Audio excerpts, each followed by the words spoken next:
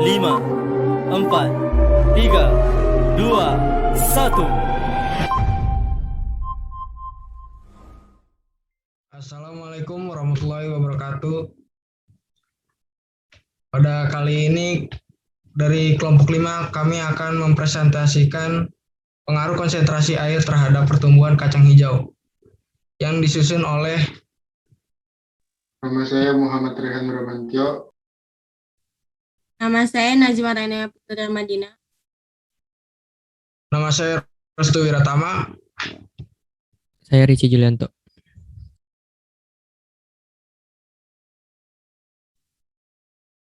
Bab 1.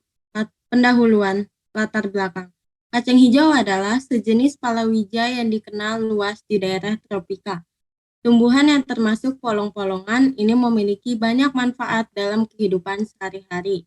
Sebagai sumber bahan pangan berprotein nabati tinggi, kacang hijau memiliki kandungan protein yang cukup tinggi dan merupakan sumber mineral yang penting, antara lain kalsium dan fosfor. Sedangkan kandungan lemaknya merupakan asam lemak tak jenuh. Kandungan kalsium dan fosfor pada kacang hijau bermanfaat untuk memperkuat tulang.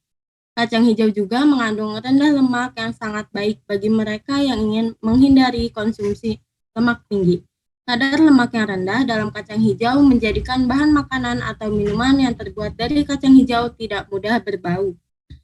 Kacang hijau termasuk jenis tanaman yang relatif mudah untuk ditanam karena tidak tergantung pada iklim tertentu. Dengan memperhatikan kecukupan faktor-faktor eksternal seperti air dan mineral, kelembaban, suhu, serta cahaya, kacang hijau dapat tumbuh dengan baik. Salah satu faktor yang mempengaruhi pertumbuhan dan perkembangan pada kacang hijau adalah air. Pemberian takaran air yang berbeda akan menghasilkan pertumbuhan yang berbeda pula. Berdasarkan hal tersebut, kelompok kami pun tertarik untuk meneliti takaran air yang paling baik untuk pertumbuhan tanaman kacang hijau. Rumusan masalah. Bagaimanakah pengaruh konsentrasi air terhadap pertumbuhan kacang hijau, serta berapakah takaran air yang paling baik untuk pertumbuhan kacang hijau? Hipotesis H0, tidak adanya pengaruh konsentrasi air terhadap pertumbuhan kacang hijau. HA, adanya pengaruh konsentrasi air terhadap pertumbuhan kacang hijau. Tujuan, mengetahui bagaimana pengaruh konsentrasi air dan berapakah takaran yang baik untuk pertumbuhan kacang hijau. Manfaat 1. Untuk mengetahui seberapa pentingnya air untuk pertumbuhan kacang hijau. Yang kedua, untuk memaksimalkan pertumbuhan kacang hijau agar lebih efisien. Yang ketiga, untuk mengetahui berapa banyak air yang dibutuhkan oleh tanaman kacang hijau. Dasar teori. Air adalah salah satu komponen fisik yang sangat vital dan dibutuhkan dalam jumlah besar untuk pertumbuhan dan perkembangan tanaman. Kehilangan air pada jaringan tanaman akan menurunkan turgor sel, meningkatkan konsentrasi makromolekul serta senyawa-senyawa dengan berat molekul rendah, mempengaruhi membran sel dan potensi aktivitas kimia air dalam tanaman. Peran air yang sangat penting tersebut menimbulkan konsekuensi bahwa langsung atau tidak langsung kekurangan air pada tanaman akan mempengaruhi semua proses metaboliknya sehingga dapat menurunkan pertumbuhan tanaman. Air salah satu faktor yang dapat mempercepat perkecambahan, menghentikan masa dormansi biji. Perkecambahan diawali dengan menyerap air dari lingkungan sekitar perkecambahan biji, baik tanah, udara, dan media lainnya. Perubahan yang teramati adalah membesarnya ukuran biji yang disebut tahap imbisi. Biji menyerap air dari lingkungan sekelilingnya baik dari tanah maupun udara dalam bentuk embun atau uap. Ai Nio Song and Balo Maria 2010. Kacang hijau merupakan tanaman legum yang cukup penting di Indonesia dan posisinya menduduki tempat ketiga setelah kedelai dan kacang tanah. Menyatakan bila dibandingkan dengan kacang-kacang lain, kacang hijau memiliki kelebihan antara lain berumur genjah, lebih toleran terhadap kekeringan dan ditanam di lahan kurang subur dan sekaligus bisa sebagai penyubur tanah karena mampu bersimbiosis dengan bakteri rhizobium. Budidaya mudah dan hama yang menyerang relatif sedikit. Namun demikian produksi kacang hijau di Indonesia masih rendah dan belum mampu memenuhi kebutuhan domestik. Menyatakan bahwa salah satu faktor penyebab rendah kacang hijau adalah pengendalian gulma yang belum tepat. Selain itu, budidaya kacang hijau masih dijadikan sebagai tanaman sampingan sehingga belum dilakukan teknik budidaya yang optimal.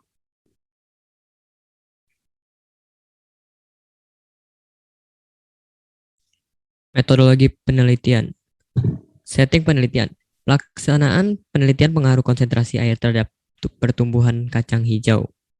Lokasinya, Kampung Bojong RT 7 RW 7, Kelurahan Puspanegara, Kecamatan Citerep, Kabupaten Bogor, tepatnya di Rumah Najma. Situasi. Pada penelitian kali ini, situasi yang diambil adalah konsentrasi pada air, yaitu pada 5, 10, 15, 20, 25 tetes air. Waktu penelitian ini dimulai tepat dari tanggal 5 sampai 12 Agustus. Jadwal penelitian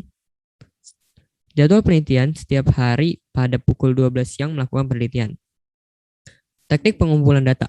Teknik yang dilakukan pada saat penelitian agar mendapatkan hasil yang akurat yaitu metode observasi.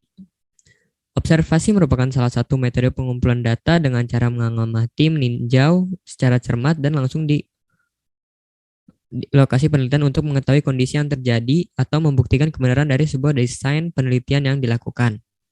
Dengan melakukan observasi, tujuannya untuk mendapatkan kesimpulan dan mendapatkan informasi data yang lebih akurat. Yang kedua, metode studi pustaka. Metode studi pustaka yaitu mengkaji data dari situs relevan yang berhubungan dengan topik ini.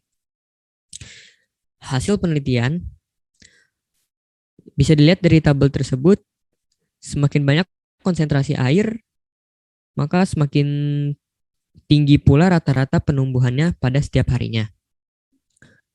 Pengamatan tinggi batang dilakukan dengan cara mengukur tinggi tanaman dimulai dari air yang diberi tanda sampai ujung titik tumbuh pucuk. Pengukuran ini menggunakan mistar atau penggaris. Pengukuran pada tinggi tanaman ini dilakukan secara periodik. Pertumbuhan tanaman kacang hijau dapat diketahui dengan mengukur tinggi tanaman. Pengukuran dilakukan dengan pengaruh konsentrasi air terhadap tanaman sebanyak 5 tetes, 10 tetes, 15 tetes, 20 tetes, dan 25 tetes.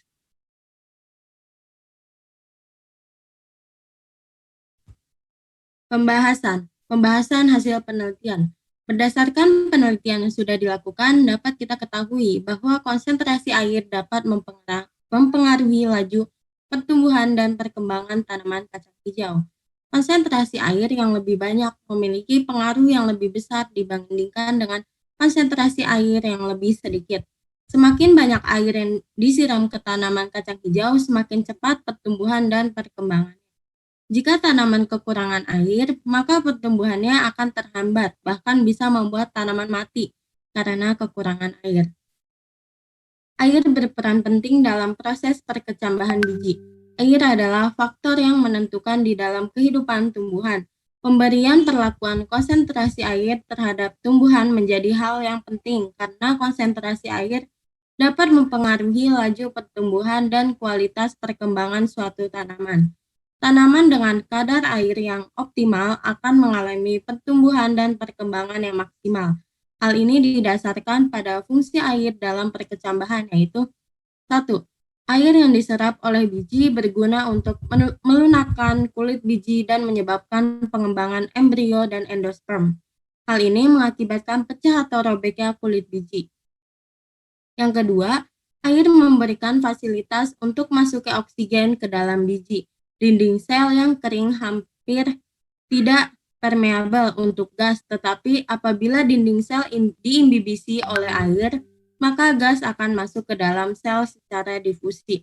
Apabila dinding sel kulit biji dan embrio menyerap air, maka suplai oksigen meningkat kepada sel-sel hidup sehingga memungkinkan lebih aktifnya pernafasan.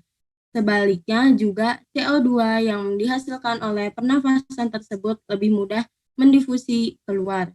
Yang ketiga, air berguna untuk mengencerkan protoplasma sehingga dapat mengaktifkan bermacam-macam fungsinya. Sebagian air di dalam protoplasma, sel-sel embrio, dan bagian hidup lainnya adalah biji. Hilang selang waktu biji tersebut telah mencapai masa sempurna dan lepas dari induknya. Semenjak saat ini, aktivitas protoplasma hampir seluruhnya berhenti sampai perkecambahan dimulai. Sel-sel hidup tidak bisa aktif melaksanakan proses-proses yang normal seperti pencernaan, pernafasan, asimilasi, dan tumbuh apabila protoplasma tidak mengandung sejumlah air yang cukup. Air berguna sebagai alat transportasi larutan makanan dan endosperm atau kotiledon kepada titik tumbuh pada embryonic axis di daerah mana diperlukan untuk membentuk protoplasma baru.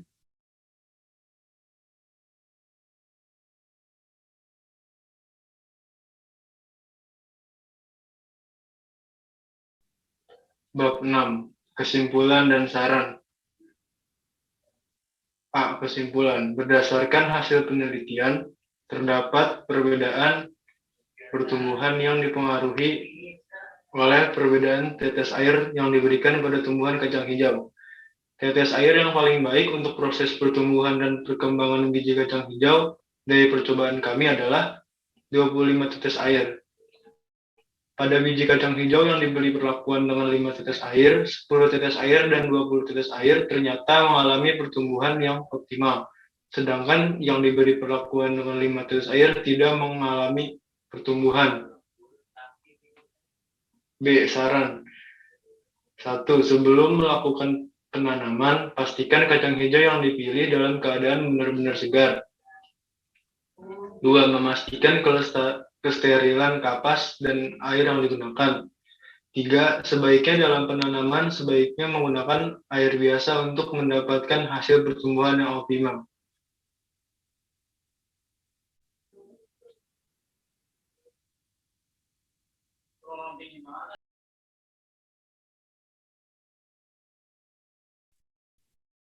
Ya, dapat dilihat setiap harinya mengalami pertumbuhan. Dari setiap tetesnya berbeda-beda. Tuh, lihat tuh. Tuh. Ya, kayak gitu. Sekian. Sekian, terima kasih dari kelompok kami. Mohon maaf apabila ada kesalahan.